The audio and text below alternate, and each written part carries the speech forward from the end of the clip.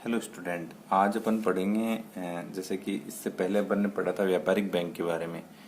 जो बैंकिंग जो सेक्टर है उसके बारे में अपन, बैंकिंग जो संरचनाएं हैं हमारे देश में उसके बारे में अपन पढ़ रहे थे। तो उसका पहला पार्ट था व्यापारिक बैंक, उसके बारे में अपन ने लास्ट क्लासेस में पढ़ लिया है। अब इसके आगे आता है रिजर्व बैंक या फिर केंद्रीय बैंक, सेंट्रल जो बैंक है उसके बारे में पढ़ेंगे। तो देखिए, हर जो देश है उसका एक क्या होता है, केंद्रीय बैंक होता है, अलग अलग नाम से। जैसे हमारे यहाँ रिजर्व बैंक ऑफ इंडिया नाम से है, अमेरिका में फेडरल रिजर्व बैंक है, बैंक ऑफ जापान है। कई हर देश में अपना अपना एक रिजर्व बैंक होता है। वो क्या करता है, उस बैंक के कुछ महत्वपूर्ण कार्य होते हैं, जैसे जो बैंकिंग संरचना है उसके जो नियम कानून है वो बनाना, फिर जो व्यापारिक बैंक हैं उनकी मॉनिटरिंग करना, ये बहुत सारे इसके कार्य हैं। वो क्या करता है, एज ए चीफ होता है। ये जो सारे व्यापारिक बैंक हैं, जो बैंकिंग ढांचा है उसको सही ढंग से कार्य करवाने के लिए एक रिजर्व बैंक की स्थापना की जाती है। तो देखो, जो मौद्रिक जो संतुलन है किसी भी अर्थव्यवस्था में, रिजर्व बैंक क्या करता है, जो मौद्रिक संतुलन है उसको स्थायित्व प्रदान करने का कार्य करता है। किस प्रकार से जो वित्तीय संस्थाएं हैं वो अपना कार्य ठीक ढंग से कर सके, उनकी मॉनिटरिंग की जाए, और किस प्रकार से जो बैंकिंग संरचना है उसका और अधिक विकास किया जाए, लोगों को ज्यादा से ज्यादा सहूलियत किस में हो। तो इस प्रकार के जो बैंकिंग कार्य हैं उनको लागू करना, उनके लिए नीतियां बनाना, उनको मॉनिटरिंग करना, समय समय पर मौद्रिक नीति का निर्माण करना, देश की अर्थव्यवस्था के लिए किस प्रकार का जो संरचनात्मक ढांचा है वो जरूरी रहेगा, वो जो जितने भी कार्य हैं वो सारे कार्य कौन करता है, केंद्रीय बैंक करता है।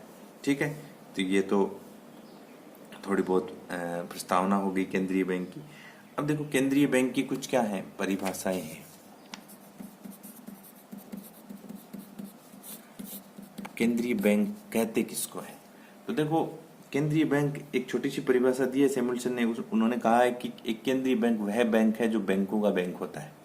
भाई, जैसे कि अपने लिए जो व्यापारिक बैंक है वो बैंक है, फिर उन व्यापारिक बैंकों के लिए जो बैंक का कार्य करता है वो कौन करता है, केंद्रीय बैंक करता है। अर्थात अगर व्यापारिक बैंकों के पास में जब पैसा ज्यादा होता है तो वो कहाँ जमा करवाते हैं, जो रिवर्स रेपो रेट है वो इसीलिए तो है कि वो केंद्रीय बैंक के पास में अपना पैसा जमा करवा सकते हैं। और जब उनको ऋण की जरूरत पड़ती है, उनको पैसे की जरूरत पड़ती है, तो वो कहाँ से उधार लेते हैं, सेंट्रल बैंक से उधार लेते हैं, केंद्रीय बैंक से उधार लेते हैं। तो उन व्यापारिक बैंकों के लिए केंद्रीय बैंक क्या है, अंतिम ऋणदाता है। जैसे हमारे लिए अंतिम ऋणदाता बैंक है, व्यापारिक बैंक है, वैसे ही उनके लिए अंतिम ऋणदाता कौन है, केंद्रीय बैंक है। तो देखो, केंद्रीय बैंक सीधी सी परिभाषा हो गई, एक छोटी सी। सैमुअल्सन ने कहा है कि केंद्रीय बैंक वह बैंक है जो बैंकों का बैंक है, अर्थात बैंकों के लिए जो बैंकिंग कार्य के रूप में निकाय है वो कौन है, केंद्रीय बैंक है। और एसीएलडे ने कहा है कि केंद्रीय बैंक वह बैंक है जो मौद्रिक व बैंकिंग प्रणाली को क्या करता है, नियंत्रित करता है, उसको स्थिर करता है, उसको मॉनिटरिंग करता है। तो ये सारी जो उसकी प्रस्तावनाएं हैं या उसका जो मेन उद्देश्य था वही उसकी क्या हो जाती हैं, परिभाषाएं भी हो जाती हैं। अर्थात कहने का मतलब यह है कि केंद्रीय बैंक किस प्रकार के कार्य करता है, कार्य के आधार पर ही उसकी क्या होती है, परिभाषा का गठन होता है। तो हम समझ गए भाई, मुख्यतः हम ये समझ गए कि जिस प्रकार व्यापारिक बैंक क्या है हमारे लिए, एक ग्राहक के लिए व्यापारिक बैंक है, उसके लिए बैंक कौन है, ये व्यापारिक बैंक है। तो इन व्यापारिक बैंकों के लिए बैंक कौन है, वो है केंद्रीय बैंक है। जैसे अपन यहां से ऋण ले सकते हैं, लास्ट अपन केंद्रीय बैंक के पास में नहीं जा सकते, वैसे ही ये जो व्यापारिक बैंक है वो केंद्रीय बैंक से ही उधार ले सकते हैं। वो ये नहीं है कि बैंक ऑफ जापान या फेडरल रिजर्व बैंक है या कहीं से भी, जैसे आईएमएफ है या वर्ल्ड बैंक है, बहुत सारी अंतर्राष्ट्रीय निकाय हैं बैंकिंग सेक्टर में, तो उनसे उधार ले ले, उनसे उधार व्यापारिक बैंक नहीं ले सकते। वो सब कार्य क्षेत्र किसका आ जाता है, फिर केंद्रीय बैंक का आ जाता है। तो केंद्रीय बैंक एक देश का प्रतिनिधित्व बैंक भी कहलाता है। अर्थात देश का जो प्रतिनिधित्व है, देश की जो आर्थिक जो ढांचा है उसका जो स्वरूप तैयार करना है, उसका जो क्रियान्वयन करना है वो किसके अधीन होता है, केंद्रीय बैंक के अधीन ही होता है। तो केंद्रीय बैंक मेन मेनली जो देखा जाए अपना जो बैंकिंग ढांचा है उसकी क्या है, रीढ़ है। अर्थात देखो, रीढ़ की हड्डी जिस प्रकार शरीर का संतुलन बनाती है, वैसे ही केंद्रीय बैंक एक अर्थव्यवस्था का संतुलन बनाने के लिए अपना महत्वपूर्ण कार्य करता है। और इसके बनाए हुए नियम, इसके बनाई हुई नीतियों से ही क्या होता है, फिर व्यापारिक बैंकों को उनका अनुसरण करना पड़ता है और फिर वो क्या करते हैं, उसके अनुरूप ही अपना कार्य संपादित करती हैं, जिससे अर्थव्यवस्था क्या होती है, आगे चलती है। तो ठीक है, तो देखो केंद्रीय बैंक की थोड़ी बहुत अपन ने प्रस्तावना पढ़ ली, उसकी जो परिभाषाएं हैं उनके बारे में बात की। तो एक निष्कर्ष निकल के आता है कि जैसे कि केंद्रीय बैंक, तो भारत में केंद्रीय बैंक कौन हुआ, आरबीआई, जिसको आप आरबीआई बोलते हो, reserve bank of India. Reserve bank of India Bharat का क्या है, केंद्रीय बैंक है, और भारत की जो आर्थिक नीतियां हैं, आर्थिक क्रियाकलाप हैं, उनको मॉनिटर करता है।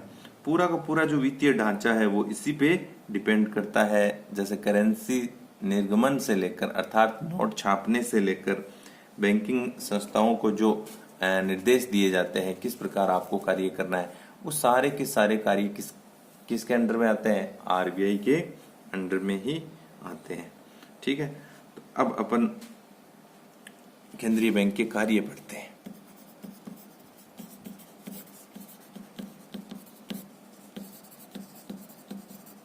देखो, जिस प्रकार अपने व्यापारिक बैंकों के भी कुछ महत्वपूर्ण कार्य थे, व्यापारिक बैंक किस प्रकार से अपने क्रियाकलाप करते हैं या किस प्रकार से वो ग्राहकों के साथ में जो उनका कॉम्बिनेशन होता है, उसी प्रकार केंद्रीय बैंक के भी कुछ क्या हैं, कार्य हैं। तो मुख्य मुख्य जो कार्य हैं, पहले अपने एक बार लिख लेते हैं इनको। मुख्य मुख्य जो कार्य हैं वो हैं, जैसे पहला कार्य है करेंसी निर्गमन करना। करेंसी निर्गमन करने का मतलब होता है कि नए नोट छापना। नए नोट और जो सिक्के हैं वो केंद्रीय बैंक के अधीन आते हैं। जो भी नई मुद्रा है वो प्रचलन में लेके आनी है तो वो कौन करता है, करेंसी निर्गमन का कार्य रिजर्व बैंक के तहत ही आता है। बैंकों का बैंक एवं नियंत्रण करता, बैंकों का बैंक एवं नियंत्रण करता। अब देखो, ये जो कार्य है इनके बारे में विस्तृत रूप से अपन इसके आगे पढ़ेंगे। एक बार अपन मुख्य मुख्य जो कार्य हैं उनको एक बार देख लेते हैं, कौन कौन से कार्य हैं जो रिजर्व बैंक मुख्यतः करता है, तो थोड़ा बहुत आइडिया हो जाता है। फिर आगे जब पढ़ते हैं अपन थोड़ा बहुत इसके बारे में मैं बता भी जाता हूँ आपको। बैंकों का बैंक ये बता दिया मैंने। जैसे व्यापारिक बैंक है, उनके लिए अंतिम रूप से बैंक का कार्य कौन करता है, रिजर्व बैंक। उनको जब जरूरत होती है ऋण की या फिर उनके पास जब जमाएं शेष होती हैं तो वो कहाँ जमा करवाते हैं, वो अपना जो कार्य है वो रिजर्व बैंक के पास ही संपादित करते हैं। तो उनके लिए ये बैंकों के बैंक के रूप में भी कार्य करता है। तीसरा जो मुख्य कार्य है वो है सरकार का बैंकर एवं सलाहकार। सरकार का बैंकर एवं सलाहकार। देखो, सरकार को जब भी वित्त की आवश्यकता पड़ती है, धन की आवश्यकता पड़ती है, तो वो किसके पास जाता है। ये देखो, ये बॉडी जो निकाय है वो है सरकार की ही, सरकार के द्वारा ही निर्धारित है। सरकार ने ही पार्लियामेंट में कानून बनाकर केंद्रीय बैंक को अस्तित्व में लेके आया। परंतु सरकार को भी क्या पड़ती है, सरकार भी अपनी बहुत सारी योजनाएं चलाती है, सरकार को भी धन की आवश्यकता पड़ती है। तो सरकार को जब पैसे की आवश्यकता पड़ती है, धन की आवश्यकता पड़ती है, तो वो कहाँ जाती है, रिजर्व बैंक के पास ही जाती है। और सरकार जब अपनी आर्थिक नीतियां बनाती है, जैसे वित्त मंत्रालय होता है सरकार में भी, तो उसकी जो नीतियां होती हैं वो उनके लिए वो किससे सलाह लेती है, रिजर्व बैंक से सलाह भी लेती है।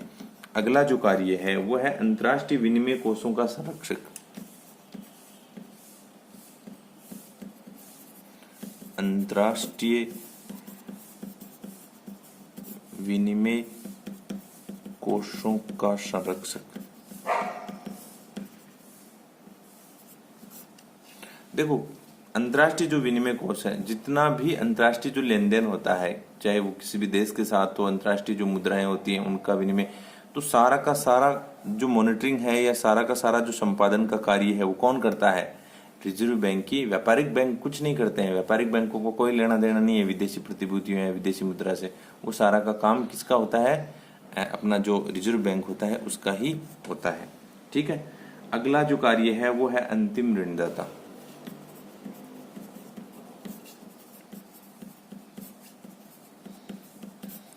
अंतिम ऋणदाता, तो देखो रिजर्व बैंक है वो क्या है, अंतिम ऋणदाता के रूप में भी कार्य करता है। किसके लिए? व्यापारिक बैंकों के लिए। व्यापारिक बैंक जैसे अपन से भी उधार लेते हैं व्यापारिक बैंक, तो अब व्यापारिक बैंक अपन से उधार लेते हैं, समय समय पर वो ये कहते हैं कि भाई हम ये फिक्स डिपॉजिट पे आपको इतना ब्याज देंगे, तो ऐसे प्रलोभन देके वो हमसे क्या करते हैं, ज्यादा से ज्यादा जमाएं करवाने की कोशिश करते हैं, जिसके कारण उसके पास क्या आता है, एक फंड आता है। उसी प्रकार अगर उनको और ज्यादा धन की, जैसे उनको जब लॉन्ग पीरियड के लिए धन की आवश्यकता पड़ती है तो वो किसके पास जाते हैं, रिजर्व बैंक के पास ही जाते हैं। शॉर्ट टर्म हो चाहे लॉन्ग टर्म हो, तो जब अधिक पूंजी की आवश्यकता होती है तो वो उधार लेने के लिए अंतिम रूप से किसके पास जा सकते हैं, रिजर्व बैंक के पास ही जा सकते हैं। तो ये एक अंतिम ऋणदाता के रूप में भी कार्य करता है। किसके लिए? व्यापारिक बैंकों के लिए। ठीक है। केंद्रीय समाशोधन, अगला कार्य है केंद्रीय समाशोधन।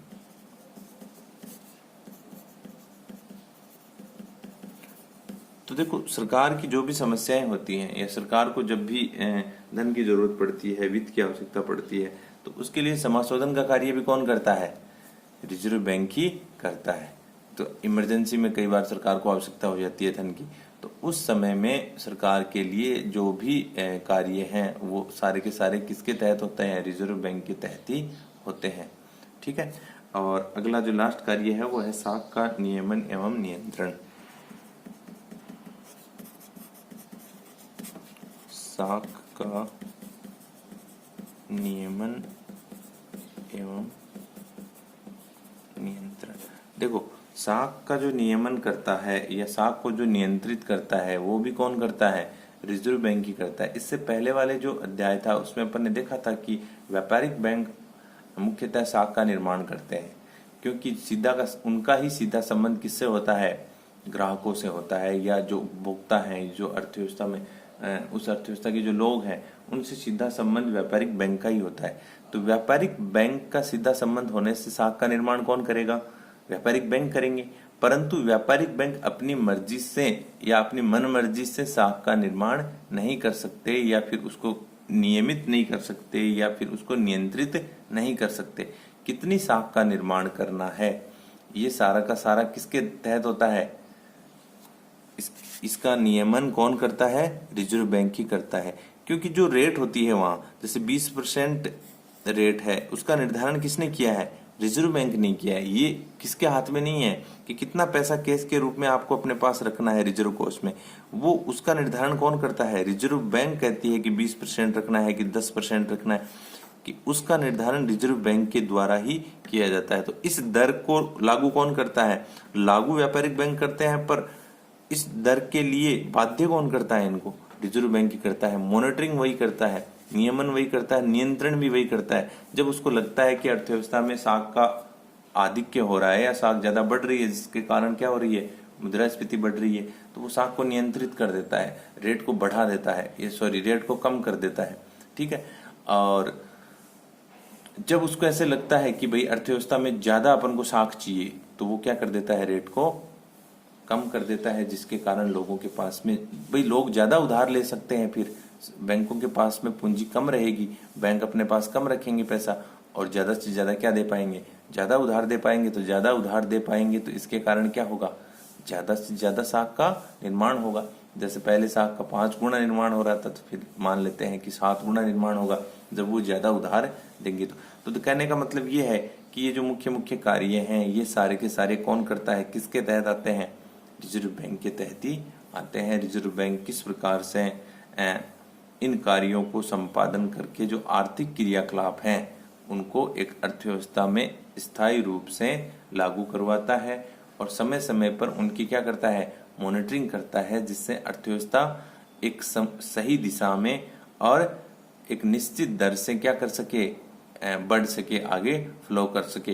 तो ये सारे के सारे देखो वर्तमान समय आर्थिक युग है, और आर्थिक युग में आर्थिक नीतियों का निर्माण करना, सही ढंग से उनको लागू करवाना, ये किसी भी अर्थव्यवस्था के लिए बहुत महत्वपूर्ण हो जाता है। तो जब आपका जो आर्थिक ढांचा है वो बैंकिंग सेक्टर के तहत आता है, पूरा का पूरा आर्थिक ढांचा, और उसको जब रेगुलेट करने वाली संस्था क्या होगी, सुदृढ़ होगी, मजबूत होगी, उसका क्रियान्वयन बेहतर होगा, तो इससे आपकी अर्थव्यवस्था पर भी क्या पड़ेगा, सकारात्मक प्रभाव पड़ेगा। अब ये जो कार्य हैं इनका अपन नेक्स्ट क्लास में विस्तृत अध्ययन करते हैं, अच्छे से सबको समझते हैं। ठीक है।